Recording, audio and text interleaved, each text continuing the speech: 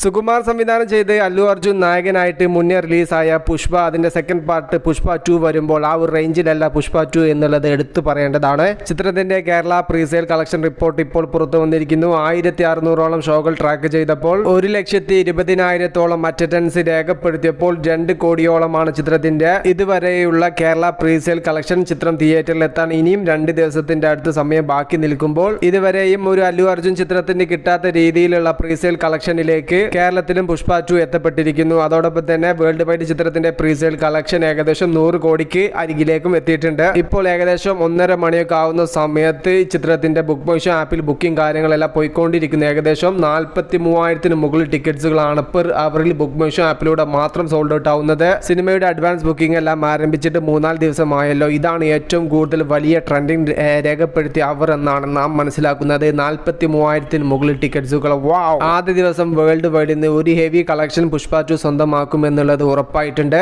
Indian സിനിമയിലെ ഏറ്റവും വലിയ ആദ്യ ദിന കളക്ഷൻ പുഷ്പ തന്റെ പേരിൽ കുറിക്കുമോ എന്നുള്ളതാണ് ഇനി നാം ഉറ്റുനോക്കുന്നത്.